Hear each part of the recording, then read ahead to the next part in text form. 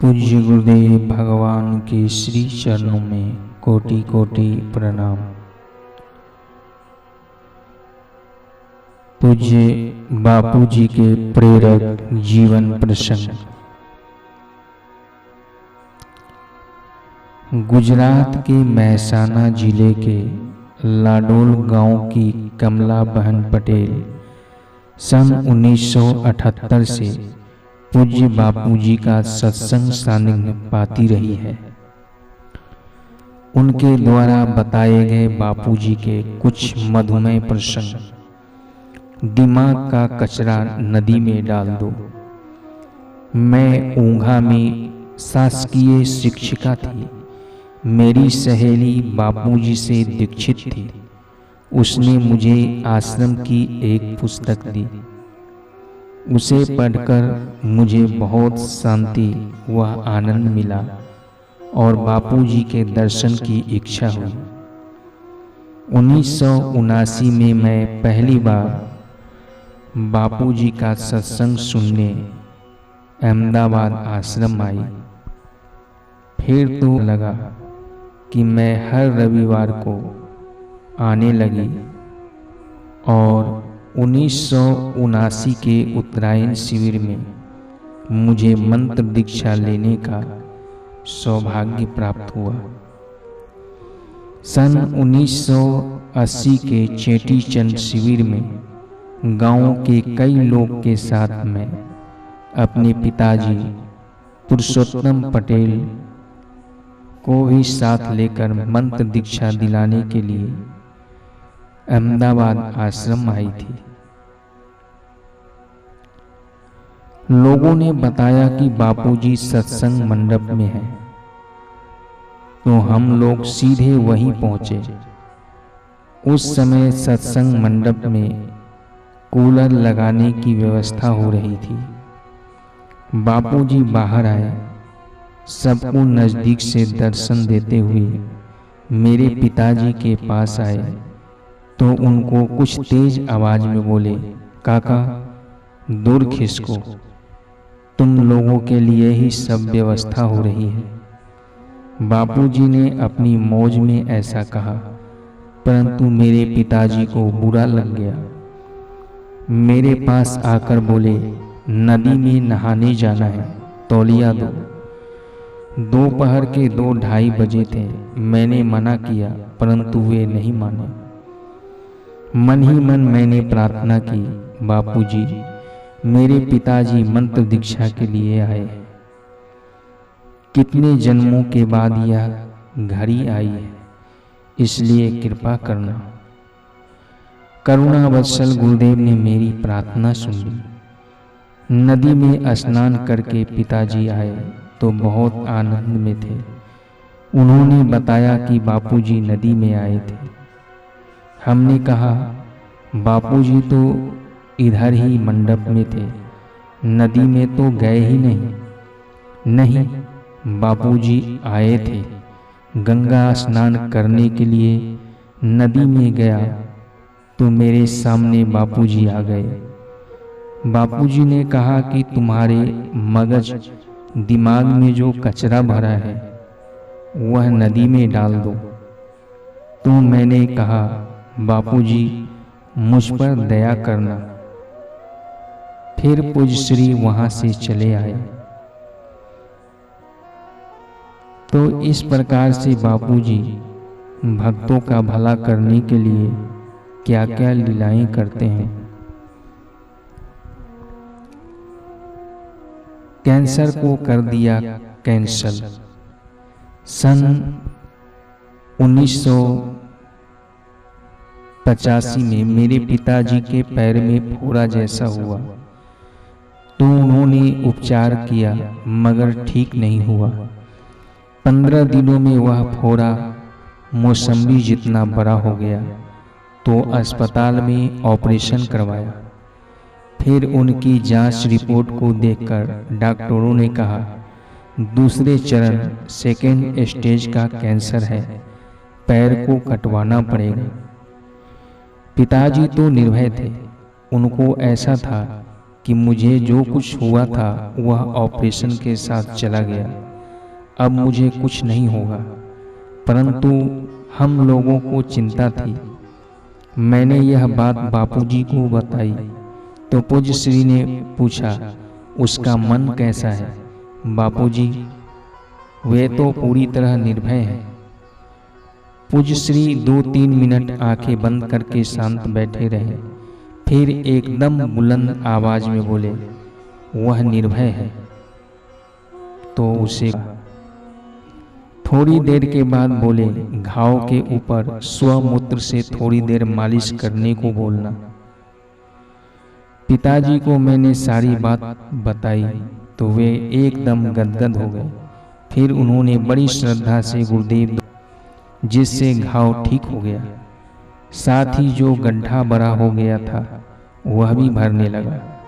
परंतु 2 महीने बाद तलवे के ऊपर दूसरा फोड़ा होने लगा, वह भी नींबू के बराबर हो गया। तो मैंने बोला, बापूजी ने जो स्वमूत्र का प्रयोग बताया था उसे कीजिए। उन्होंने वैसा ही किया। 15-20 दिन में वह भी ठीक हो गया। इस प्रकार बापूजी ने कैंसर को कैंसल कर दिया। इसके बाद वे 15 साल और जिए। 1985 में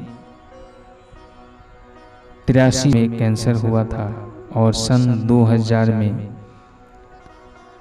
98 साल की उम्र में उनका शरीर सामान्य ढंग से शांत हुआ। जब कान की आवाज आपस आ गई।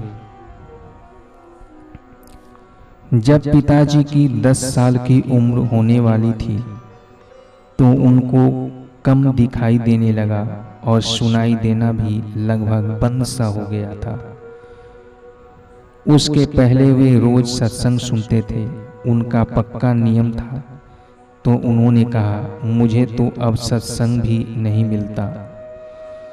उनको दिखे भी नहीं और उनकी सेवा के लिए कुछ पूछना हो तो सुनाई भी न पड़े। बड़ी समस्या हो गई थी। एक दिन मैंने बापूजी को यह बात बताई तो पूज्य श्री ने 2 सेव फल दिए और कहा, उनको खिला देना, सब ठीक हो जाएगा। सेव फल खिलाए तो 3-4 दिन में उनकी आवाज सुनने की संवेदना लौटी। कान में थोड़ी थोड़ी सरसराहट होने लगी और 5-6 दिन में तो एकदम सब सुनाई देने लगा।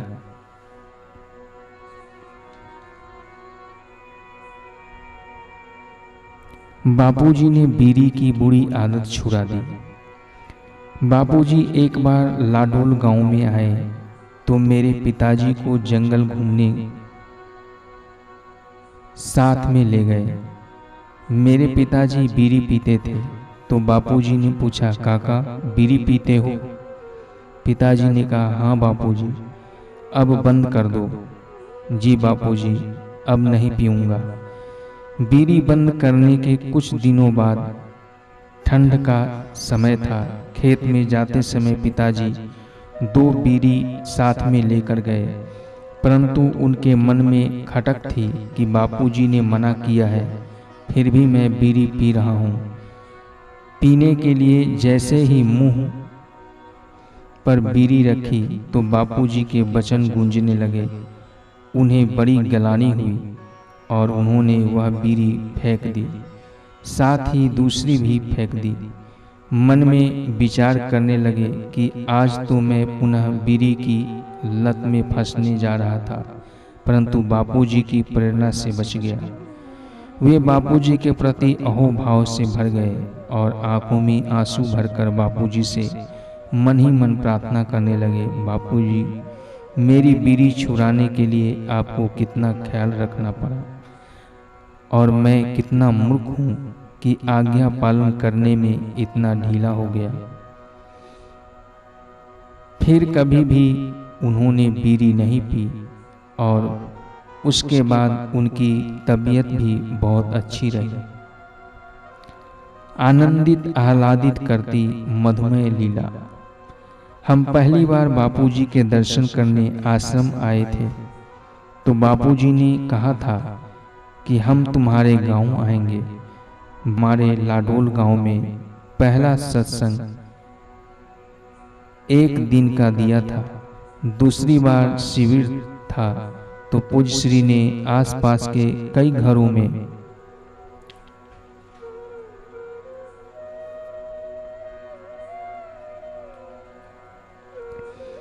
अपने श्री चरण घुमाए। मेरे घर में पधारे तो पानी की मटकी उठाकर पानी छिड़कने लगे। बाद में मैंने लोटे में पानी दिया तो बापूजी ने अपने कर कमलों से पानी छिड़का, सबको प्रसाद दिया और अपने श्री चरणों से मेरे घर को पावन किया। फिर घर के बाहर एक स्कूटर खड़ा था तो बापूजी उस पर बैठ गए और जैसे कृष्ण भगवान गली गली में घूमते थे वैसे 2 मोहल्लों में स्कूटर लेकर घूमने लगे। रास्ते में स्कूटर कहीं पर भी खड़ा कर देते और किसी के भी घर में बिना बुलाए पहुंच जाते। कोई बुलाए तो उनके घर नहीं जाते, उनको प्रसाद दे के दूसरे के घर चले जाते और उन्हें भी प्रसाद देते। बापूजी की इस लीला ने सारे मोहल्ले के लोगों को आनंदित व आह्लादित कर दिया। पकवान के नहीं प्रेम के भूखे होते हैं महापुरुष।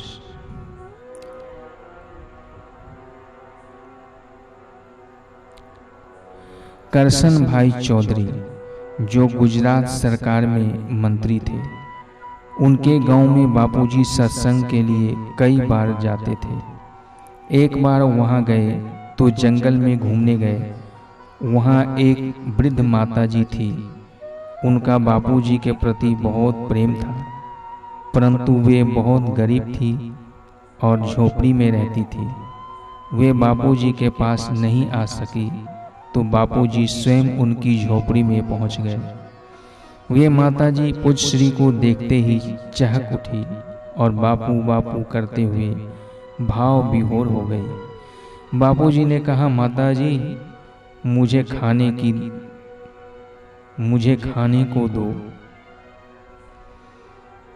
माताजी ने बाजरे की मोटी मोटी रोटी और गवार फली की सब्जी बनाई थी। जैसे सबरी ने राम जी को बड़े प्रेम से जूठे बेर खिलाए थे, उसी प्रकार बड़े प्रेम व प्रसन्नता से उन्होंने बापूजी को बाजरे की रोटी और गवार की सब्जी दी। बापूजी को बोरे का आसन दिया। उनकी झोपड़ी में और कुछ तो था नहीं। उनका प्रेम सबरी जैसा था। बाजरे की रोटी और ग्वार की सब्जी खाकर बापूजी ने कहा, आज भोजन में बहुत आनंद आया। खाने के लिए इतना अच्छा मिला। माताजी के आंखों से प्रेम आंसुओं की धार बहने लगी। वे गदगद हो गई। बाद में वे करसन भाई चौधरी पूज्य श्री के आगे रोने लगे। बापूजी ने पूछा, ऐसा क्यों करते हो? बापूजी, हम आपके लिए घर से कितने टिफिन लाते हैं, मगर आप कभी नहीं खाते, और उन माताजी का आपने खाया तो हमारे प्यार में कमी होगी, इसलिए हमारा कभी नहीं लिया। हम तो सभी जीवों का कल्याण चाहते हैं। वे तो माताजी थी, दूसरे किसी जीव का भी यदि कल्याण होने वाला हो तो वह हो जाता है। मैं कुछ नहीं करता। हरि